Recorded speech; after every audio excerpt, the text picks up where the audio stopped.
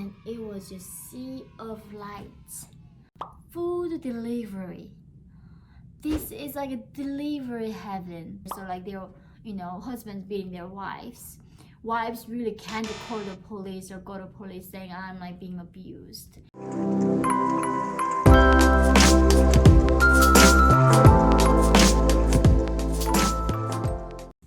Hi everyone, welcome back. So today in this video, I'm going to talk about top 5 things that had the biggest culture shock after I came to the West. Number 1, electricity. I remember it was I think in 2014 I went to DC and I had an engagement in New York City, and taking a bus to New York was the cheapest option that I had. It was like some Chinese company was operating it. I took this bus and dropped me somewhere near the Times Square, and I got out and I just looked up, and it was just sea of lights. And I remember when I was in North Korea, whenever Kim Jong-il got upset about America or something, he wanted to show his power or trying to distract people, he would always say, we are going to blow up America, we are going to make America sea of lights and make them regret. And I was thinking, oh yeah, they don't need our help. They have like sea of lights right here. It was the brightest thing I've ever seen. Some defectors, when they go to South Korea and they see this so much electricity on the street, they think the government is manipulating them and turning on the electricity while their car is passing and turn them off.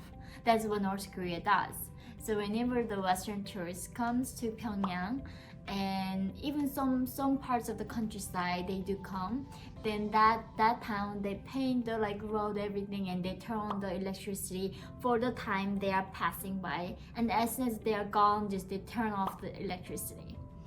And sometimes in North Korea we do get the electricity, but it's a war on who gets more power. So we get maybe in the summertime there's more water in the dam, you get more, so maybe once a month. Then every household we have this thing called transformer, the electricity transformer. If you are rich, you get a bigger thing, has more wire inside, it's much heavier. So if let's say if the government gives out 1,000 volt watt of the electricity that day, and whoever is so powerful is gonna get the most of it. And the people who are so poor and doesn't have the good transformer, literally get electricity that is looks just a pink line in the bulb. So even the electricity comes, you cannot see a thing except the pink line on the ceiling. But when I was landing Times Square, it was just lit up. It's the middle of night. It was so bright. But for someone who always lived in darkness, it almost gave me some kind of sickness. I don't remember. I was so overwhelmed. I was suddenly so nauseous. I just had to run back into my hotel room. After I grabbed a hot dog stand from a hot dog stand, I just grabbed a hot dog and just ran back into my hotel room, and just couldn't believe just what I saw. So next, second, the biggest culture shock is food delivery. This is a delivery heaven. I mean, in North Korea, I only dined few times, sitting on the black market, bending my knees on the ground, and sitting in the side while people are selling, while this homeless, we call got-jebi, the street children passing by. It's a chaos, and eating that, and that's why we thought going out. And I do remember 1 or 2 times when I was in Pyongyang with my father, I really went to the legitimate restaurant where they have table, they had a chair, I was sitting down, and we would order the menu to the waitress. But that 1 or 2 times didn't get me used to going to restaurant and eating out.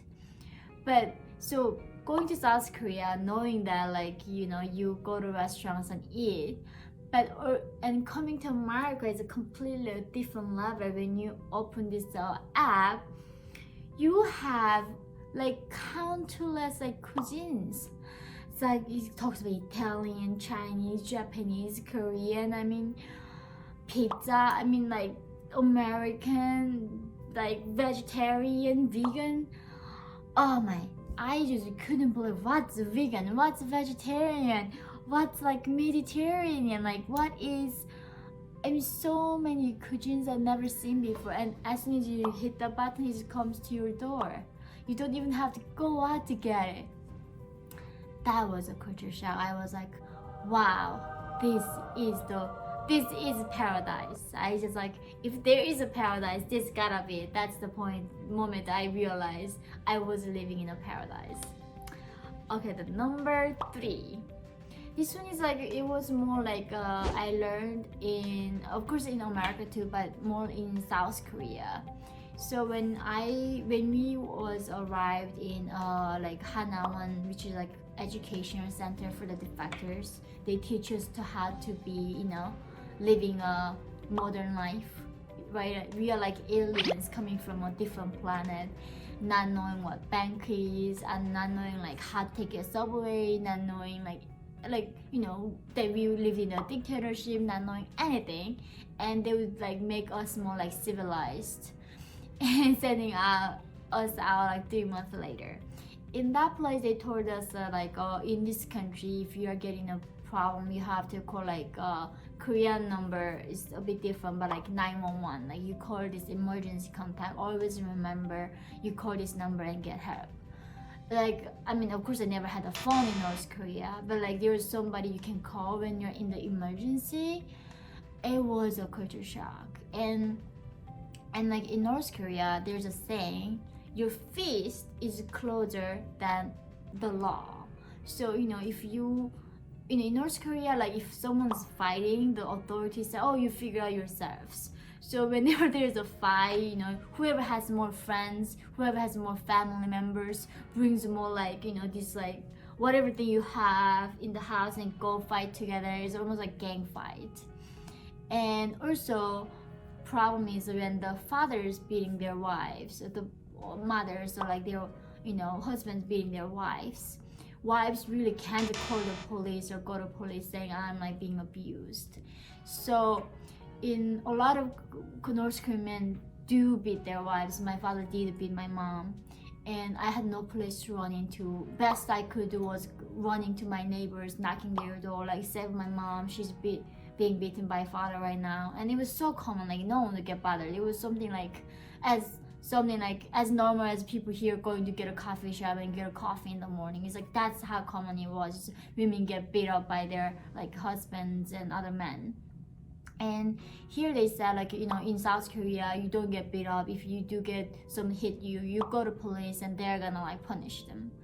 And that's the moment when I was like, this is what justice is. This is like, the law is always on the side of the weak. The law exists to protect the weak. And a lot of men, especially from North Korea, going to South Korea in the beginning, not all of them, few just having hard time adjust, because in North Korea they were able to like just hitting anybody and not get into trouble. But when they go to South Korea, they do get into serious trouble, and they learn it sometimes the hard way. But a lot of the men do get adjust so well and not beating their wives after that.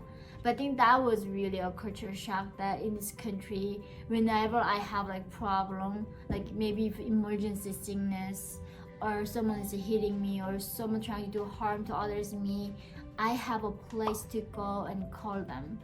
And that was really the biggest culture shock for me, among all other things. Okay, now number 4, equal opportunity. I remember reading a book called Outliers, and I was just like, this is just unbelievable. It's like in North Korea there is no Steve Jobs, there's no Bill Gates, there's no Oprah Winfrey. When you are born, your life destination is determined depending on your grandfather, what he did when the Korean War was happening or the Japanese occupation was happening.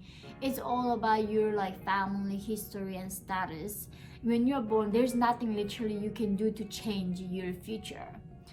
And when I came to America, people said a lot of Koreans, because I was Korean, more Koreans told me that, you know, they came really hard. They came here, they started dry cleaners and worked so hard, and they were sending their children to Harvard, and they become doctors and become in the key positions in the society. And I was like, wait a minute, like, so here you can change your future?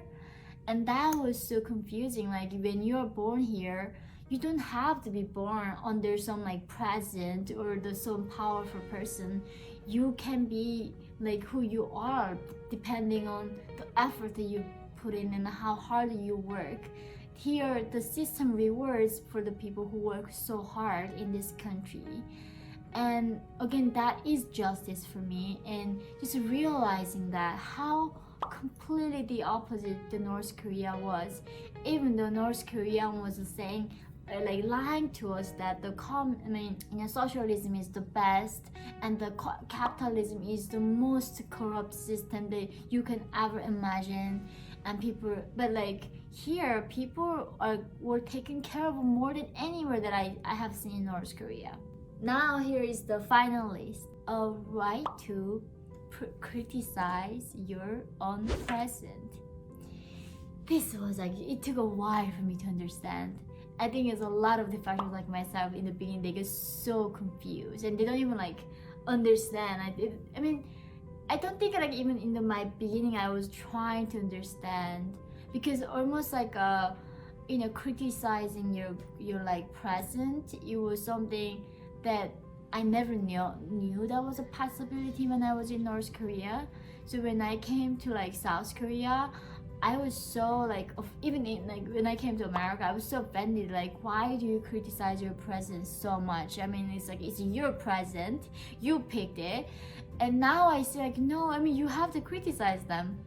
But that freedom of speech is, it was like, when we were escaped from North Korea, we were saying, oh, we are looking for freedom. But the freedom that we were looking for was really, my case at least, was really like going to a country where I can watch so many South Korean soap operas because I loved it. So many like Hollywood movies, I can, as many as I want. Or like wearing these like beautiful earrings I wanna wear, or whatever the clothes I wanna wear, or the jeans that I loved so much. In North Korea, all these items were banned, especially they were banning jeans so harshly. And that was the freedom that I was looking for when I was crossing the Gobi Desert at 15. I was risking my life literally for watching some movies and wearing some jeans. It wasn't a freedom that I was looking for to like go somewhere and criticizing and standing up to that kind of big power. And I think that is why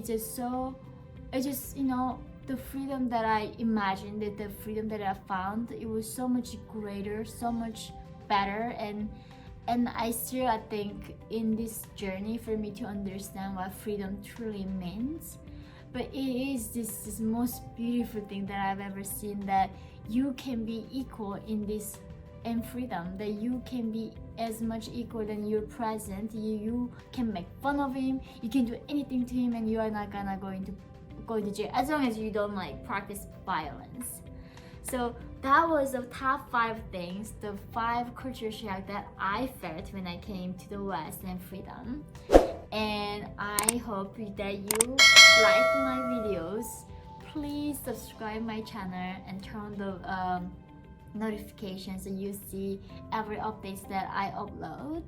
And please stay tuned and let me know what you want to see for the next video. Thank you. I love you so much.